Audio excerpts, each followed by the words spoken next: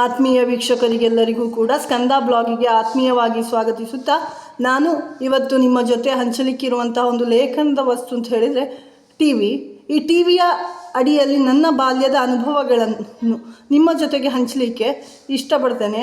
ಅದಕ್ಕೋಸ್ಕರ ನಾನು ಬರೆದಂತಹ ಒಂದು ಲೇಖನ ಅಂತ ಹೇಳಿದರೆ ಪರಮಾತ್ಮನೆದ್ದು ಭುವಿಗೆ ಬಂದ ಅಂಥೇಳಿ. ನಿಮಗೆಲ್ಲ ನೆನಪಿರ್ಬೋದು ವೀಕ್ಷಕರೇ, 90ರ ದಶಕದಲ್ಲಿ ನಾವಾಗ ಇನ್ನಿನ್ನು ಸಣ್ಣ ಮಕ್ಕಳು, 4-5 ವರ್ಷದ ಮಕ್ಕಳು, ನಾವು ಟಿ ವಿಯಲ್ಲಿ ಹಿಂದಿಯಲ್ಲಿ ಪ್ರಸಾರ ಆಗ್ತಿದ್ದಂತಹ ಒಂದು ರಾಮಾಯಣ ಮತ್ತು ಮಹಾಭಾರತ ಪ್ರತಿಯೊಬ್ಬ ಮಗುವಿನ ಮನಸ್ಸಲ್ಲೂ ಕೂಡ ಅಚ್ಚಳಿಯದೆ ಉಳಿದಿರ್ಬೋದು ಅನ್ನೋದು ನನ್ನ ಅನಿಸಿಕೆ. ಈ ಮಹಾಭಾರತದ ಕುರಿತಾಗಿ ಅಥವಾ ರಾಮಾಯಣದ ಕುರಿತಾಗಿ ನನ್ನ ಬಾಲ್ಯದಲ್ಲಿ ನಡೆದಂತಹ ಘಟನೆಗಳೇನುಂಟು ಅದನ್ನು ಒಂದು ಲೇಖನ ರೂಪದಲ್ಲಿ ನಿಮಗೆ ನಾನು ತಿಳಿಸ್ಲಿಕ್ಕೆ ಇಷ್ಟಪಡ್ತೇನೆ. ಆಗಿನ ಕಾಲದಲ್ಲೆಲ್ಲ ಟಿ ವಿ ಇದ್ದದ್ದು ಕೆಲವು ಮನೆಗಳಲ್ಲಿ. ಹೀಗೆ ಫಸ್ಟಿಗೆ ನಮ್ಮ ಮನೆಯಲ್ಲಿ ಟಿ ವಿ ಇರಲಿಲ್ಲ, ಆಯಿತಾ. ಪಕ್ಕದ ಮನೆಗೆ ಟಿ ವಿ ಬಂತು. ಪಕ್ಕದ ಮನೆಗೆ ಟಿ ವಿ ಬರುವಂಥ ಸಂದರ್ಭದಲ್ಲಿ ಆ ಟಿ ವಿ ನೋಡಲಿಕ್ಕೋಸ್ಕರವಾಗಿಯೇ ನಾನು ಓಡಿಕೊಂಡು ಹೋಗಿದ್ದೇನೆ. ಟಿ ವಿ ಅಂದರೆ ಹೇಗಿರ್ತದಪ್ಪ ಅಂಥೇಳಿ. ಅದೊಂದು ಪೆಟ್ಟಿಗೆಯ ಥರ ಕಂಡಿತು. ಅದು black and white T V, ಆಯಿತಾ. ಪೆಟ್ಟಿಗೆಯ ಥರ ಕಂಡಿತು. ಆ ಪೆಟ್ಟಿಗೆಯನ್ನು ನೋಡಿದ ಕೂಡಲೇ ಅದಕ್ಕೆ ಇನ್ನೂ ಕರೆಂಟ್ ಕನೆಕ್ಷನ್ ಕೊಡಬೇಕು ಅಂತ ಯಾವ ಇಮ್ಯಾಜಿನೇಷನು ನನ್ನ ತಲೆಯಲ್ಲಿ ಇಲ್ಲ. ಅಂದರೆ ನಾನೊಂದು 4-5 ವರ್ಷದ ಮಗು ಅಷ್ಟೇ. ಪೆಟ್ಟಿಗೆಯನ್ನು ನೋಡಿಕೊಂಡು ಸುತ್ತು ಹಾಕಿದರಿಗೆ ಇದು ಪೆಟ್ಟಿಗೆ ಭಾರಿ ಚಂದ ಉಂಟು ಅಂತ ಅನಿಸಿತು. ಆಯಿತು, ಅದನ್ನು ಹಾಗೆ ನೋಡಿಕೊಂಡು ನಮ್ಮ ಮನೆ ಕೆಳಗೆ ಇದ್ದದ್ದು ಅಲ್ಲಿಗೆ ಬಂದು ಅಮ್ಮನಲ್ಲಿ ಹೇಳಿದರೆ, ಪೆಟ್ಟಿಗೆ ಭಾರಿ ಚಂದ ಉಂಟು, ಅದನ್ನು ದಿವಸಾಲು ನೋಡಲಿಕ್ಕೆ ಹೋಗ್ತೇನೆ ಅಂತ. ಆಯಿತು ಅಂದರು ಅಮ್ಮ ಏನೂ ಮಾತಾಡಲಿಲ್ಲ. ನೆಕ್ಸ್ಟ್ 2ನೇ ದಿವಸ ನೋಡುವಾಗ ಅದರಲ್ಲಿ ಚಿತ್ರಗಳು ಬರ್ತಾ ಇತ್ತು. ಚಿತ್ರಗಳು ಅಂತ ಹೇಳಿದರೆ ಹೆಚ್ಚಾಗಿ ಅವರು ರಾಮಾಯಣ ಮತ್ತು ಮಹಾಭಾರತ ಮಾತ್ರ ಇಡ್ತಾ ಇದ್ದದ್ದು. ಅದನ್ನು ಮನೆಯವರು, ಅಕ್ಕಪಕ್ಕದ ಮನೆಯವರೆಲ್ಲ ಕೂತು ನೋಡ್ತಾ ಇದ್ದರು. ಮರುದಿವಸ ಹೇಳಿದೆ, ನಾನು ಅದರಲ್ಲಿ ಚಿತ್ರಗಳು ಕೂಡ ಬರ್ತದೆ ಅಮ್ಮ ಅಂತ. ಅದಕ್ಕೆ ಸಹ ಅಮ್ಮ ಆಯಿತು ಹೇಳಿದರು. ಈ ಅಷ್ಟಾಗುವಾಗ ಅದರಲ್ಲಿ ಒಂದು ರಾಮಾಯಣದಲ್ಲಿ ನನಗೆ ತುಂಬ ಇಷ್ಟವಾದಂತಹ ಪಾತ್ರ ಅಂತ ಹೇಳಿದರೆ, ಲಂಕೆಗೆ ಹೋಗಲಿಕ್ಕೆ ರಾಮ ಸೇತುವೆ ಕಟ್ಟಿದ್ದಾನೆ. ಸೇತುವೆ ಕಟ್ಟುವಂಥ ಸಂದರ್ಭದಲ್ಲಿ ವಾನರ ಸೇನೆ ಅವನಿಗೆ ಸಹಾಯ ಮಾಡ್ತದೆ, ಅಳಿಲುಗಳೆಲ್ಲವೂ ಕೂಡ ಸಹಾಯ ಮಾಡ್ತದೆ. ಆ ಒಂದು ಕಥಾವಸ್ತುವನ್ನು ಇಟ್ಟುಕೊಂಡು ನಾನು ಬರೆದಂತಹ ಲೇಖನ ಪರಮಾತ್ಮನೆದ್ದು ಭುವಿಗೆ ಬಂದ ಅಂತ ಹೇಳುವಂಥದ್ದು. ಇಲ್ಲಿ ಮಂಗಗಳೆಲ್ಲ ಸೇರಿಕೊಂಡು ಏನು ಸೇತುವೆ ಕಟ್ಟುತ್ತಾ ಉಂಟು ಅಂತ ಅನ್ನುವಾಗ ಆ ಸೇತುವೆ ನನಗೆ ತುಂಬ ಚೆಂದ ಕಂಡಿತು. ನಾನು ರಾಮಾಯಣ ನೋಡಿದ ಪ್ರತಿ ರಾತ್ರಿ ಕೂಡ ಅಪ್ಪನಲ್ಲಿ ಕೇಳ್ತಾ ಇದ್ದೆ, ಆ ವಿಷಯದ ಬಗ್ಗೆ ಚರ್ಚಿಸ್ತಾ ಇದ್ದೆ. ಅಲ್ಲಿ ಟಿ ವಿಯಲ್ಲಿ ಏನು ನಡೀತು ಅದರ ಬಗ್ಗೆ. ಮಂಗಗಳು ಎಲ್ಲ ಸೇತುವೆ ಕಟ್ಟಲಿಕ್ಕೆ ಹೋಗಿದೆ ಅಲ್ಲಪ್ಪ, ಎಲ್ಲಿ ಹೋಗಿದೆ ಅಂತ.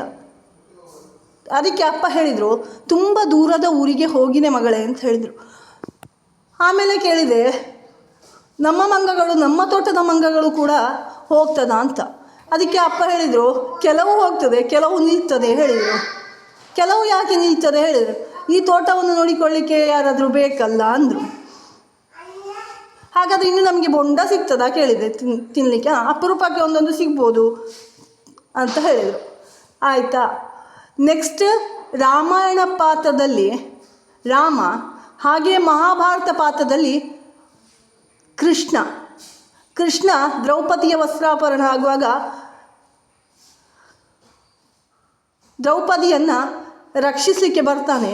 ಆ ಸೀನನ್ನು ನೋಡಿ ನಾನು ಮನೆಯಲ್ಲಿ ವಾಪಸ್ ಪ್ರಶ್ನೆ ಮಾಡ್ತೇನೆ ಅಪ್ಪನಲ್ಲಿ. ಯಾವತ್ತೂ ಮಲಗುವ ಹೊತ್ತಲ್ಲಿ ಈ ಪ್ರಶ್ನೆಗಳನ್ನು ಕೇಳ್ತಾ ಇದ್ದದ್ದು ನಾನು. ಹಾಗಾದರೆ ಕೃಷ್ಣ ಯಾರಪ್ಪ ಅಂತ. ಸೀರೆ ಎಳ್ದಷ್ಟು ಉದ್ದ ಬರ್ತದೆ, ಅಮ್ಮನ ಸೀರೆ ಯಾಕೆ ಅಷ್ಟು ಉದ್ದ ಇಲ್ಲ ಅಂತ ಕೇಳುವಾಗ, ನೀನು ದೊಡ್ಡವಳಾದ ಮೇಲೆ ಅಮ್ಮನಿಗೆ ಅಷ್ಟು ದೊಡ್ಡ ಉದ್ದದ ಸೀರೆಯನ್ನು ನಾನು ತಂದು ಕೊಡ್ತೇನೆ ಹೇಳಿದರು. ಆಯಿತು, ಅದಲ್ಲಿಗೆ ಮುಗೀತು ವಿಷಯ. ನೆಕ್ಸ್ಟು, ಹಾಗಾದರೆ ರಾಮ ಯಾರು ಕೃಷ್ಣ ಯಾರು ಕೇಳುವಾಗ ದೇವರು ಅಂತ ಹೇಳ್ತಾರೆ. ದೇವರು ಅಂತ ಹೇಳಿದರೆ ಯಾರು ಅಂತ ಕೇಳ್ತೇನೆ ನಾನು. ಅದಕ್ಕೆ ಅಪ್ಪ ಹೇಳ್ತಾರೆ, ಅದೊಂದು ಶಕ್ತಿ ಅಮ್ಮ ಅಂತ ಹೇಳಿ. ಶಕ್ತಿ ಅಂದರೆ ಎಂತ ಅಂತ ಕೇಳ್ತಾರೆ. ಅದಕ್ಕೆ ಸಿಂಪಲ್ಲಾಗಿ ಉದಾಹರಣೆ ಕೊಡ್ತಾರೆ. ನಾನು ಮತ್ತು ಅಮ್ಮ ನಿನ್ನ ಹತ್ರ ಇಲ್ಲದಾಗ ನಿನ್ನನ್ನು ಎಲ್ಲಿಯಾದರೂ ಜಾರಿ ಬಿದ್ದರೆ ಅಥವಾ ಏನಾದರೂ ಆದರೆ ನಿನ್ನನ್ನು ಕಾಪಾಡಲಿಕ್ಕೆ ಇರುವವನು ದೇವರು ಅಂತ. ಹಾಗಾದರೆ ದೇವರು ಎದುರು ಯಾಕೆ ಬರೋದಿಲ್ಲ ಅಂತ ಕೇಳ್ತೇನೆ. ದೇವರು ಎದುರು ಯಾಕೆ ಬರೋದಿಲ್ಲ ಅಂತಂದರೆ, ನೀನು ಇಷ್ಟವರೆಗೆ ನೀನು ದೇವರನ್ನು ನೋಡಲಿಲ್ಲ, ನೋಡಿದವರು ಯಾರು ಕೂಡ ಇಲ್ಲ, ಜನರು ಹೆದರಿದ್ರೆ ಅಂತ ಹೇಳ್ತಾರೆ. ಆಗ ನಾನು ಹೇಳ್ತೇನೆ, ಟಿ ವಿಯಲ್ಲಿ ಬರುವಂಥ ದೇವರು ಸತ್ಯವ ಅಂತ. ಹೌದು, ಅದು ಸತ್ಯ ಅಂತ ಹೇಳ್ತಾರೆ. ಅದಕ್ಕೆ ನಾನು ಹೇಳ್ತೇನೆ, ನೆಕ್ಸ್ಟ್ ಆದಿತ್ಯವಾರ ಅದೇ ಸೀನ್ ಕಂಟಿನ್ಯೂ ಆಗ್ತದೆ, ದ್ರೌಪದಿಯ ವಸ್ತ್ರಾಪರಣ ಮಾಡುವುದು. ಆಗ ಶ್ರೀಕೃಷ್ಣ ಬಂದು ರಕ್ಷಿಸುವಂಥದ್ದು ನಾವು ಅದರಲ್ಲಿ ಕಾಣ್ಬೋದು.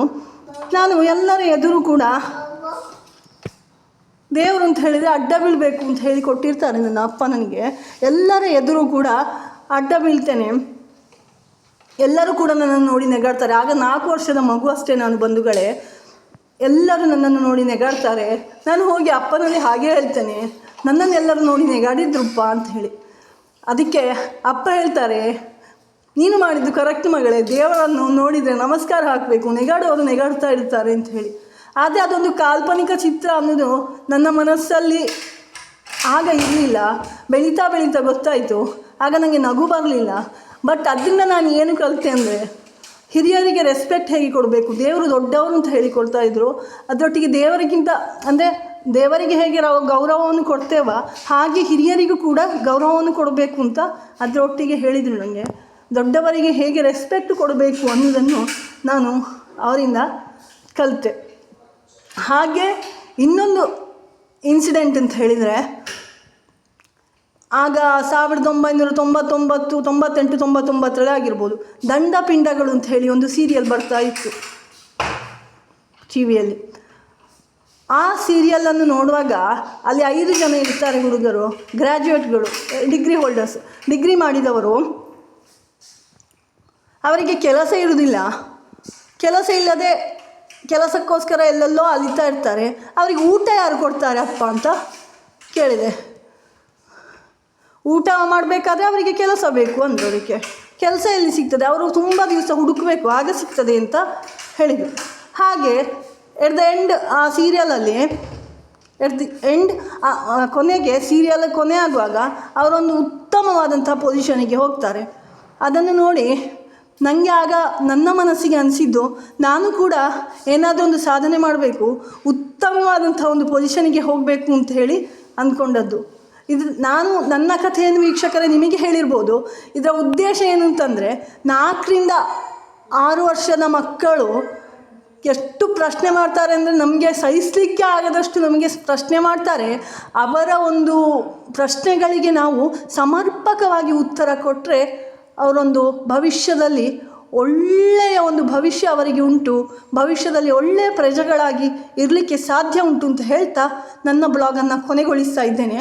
ಹಾಗೆ ಈ ಒಂದು ಕಥೆ ನಿಮಗೆ ಇಷ್ಟ ಆದರೆ ನನ್ನ ಚಾನೆಲನ್ನು ಲೈಕ್ ಮಾಡಿ, ಶೇರ್ ಮಾಡಿ, ಬೆಲ್ ಬಟನನ್ನು ಒತ್ತುವುದರ ಮೂಲಕ ಸಬ್ಸ್ಕ್ರೈಬ್ ಮಾಡ್ತಾ ಇಂಥ ಅನೇಕ ವಿಡಿಯೋಗಳನ್ನು ನಿಮ್ಮ ಎದುರಿಗೆ ನಾನು ಇಡಲಿಕ್ಕೆ ಇಷ್ಟಪಡ್ತೇನೆ ಅಂತ ಹೇಳ್ತಾ ನನ್ನ 1-2 ಮಾತುಗಳನ್ನು ಇವತ್ತು ಕೊನೆಗೊಳಿಸ್ತಾ ಇದ್ದೇನೆ.